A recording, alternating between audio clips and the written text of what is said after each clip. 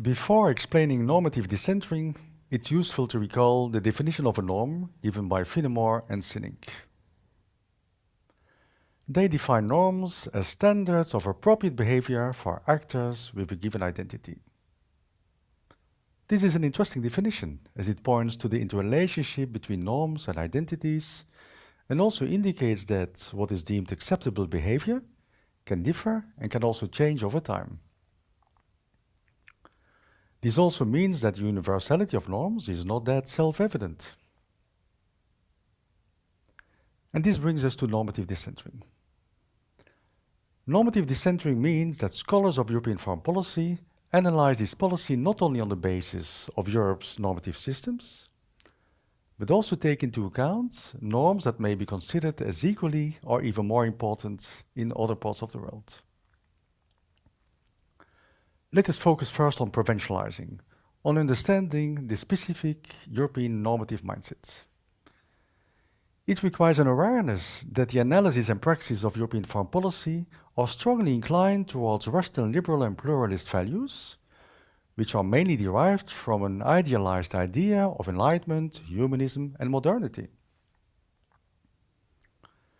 These norms are also reflected in the youth discourse, including in the Treaty on the European Union, which enumerates the norms which the EU, and I quote, seeks to advance in the wider world: democracy, the rule of law, the universality and indivisibility of human rights and fundamental freedoms, respect for human dignity, the principles of equality and solidarity, etc.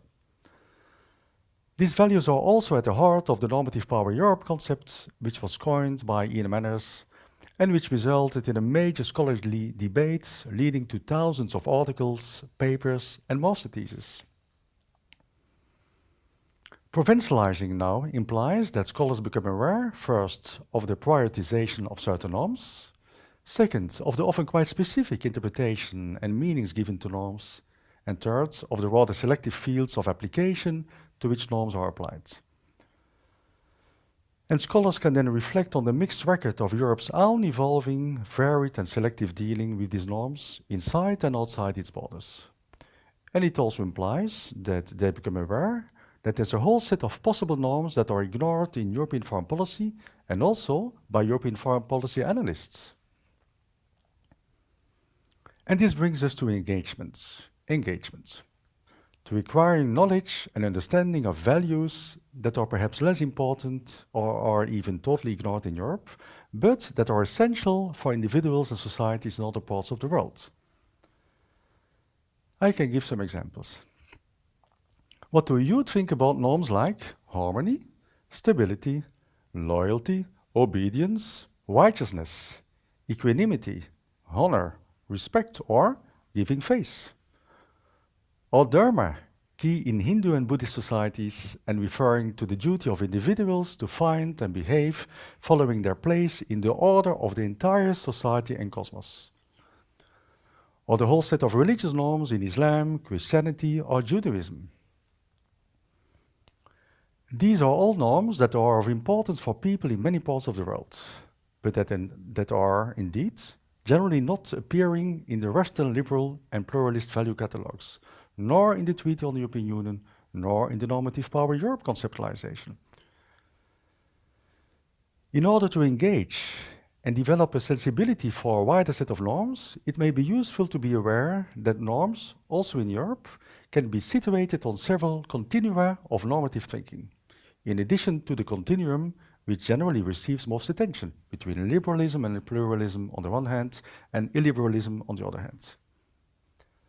First, norms can be related to rights and freedoms, but also to responsibilities and obligations. Second, norms can focus on the individual, but also on the collective or relational dimension. And third, norms can be situated on the continuum between secular norms and religious or spiritual norms. These kinds of subcategories and continua can analytically help to find similarities and differences when analyzing and comparing norms in various societies and regions. Again, an example. Despite major differences between the historical and societal context in which they arose, the Southern African idea of Ubuntu the Russian term lishnost, and the Confucian concept of quanqi do all reflect notions of relationality. An individual only exists within and through a social context, and this has implications for the prioritization of the collective over the individual. Reconstruction, then, the third dimension of normative descent.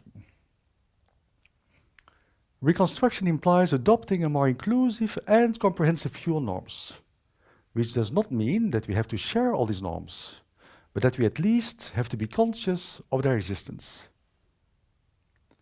European foreign policy scholars can then examine whether these various norms are overlapping, complementary, competing, or indeed incompatible, and whether values promoted by European actors are congruent with the normative frameworks in other regions. They can also assess whether the EU's failure to pay attention to norms that are important in other regions, such as respect, harmony, or tradition, can perhaps also explain misunderstandings or failures in European foreign policy. And they can find out whether European foreign policy can be more successful if some of these other norms are being taken into account.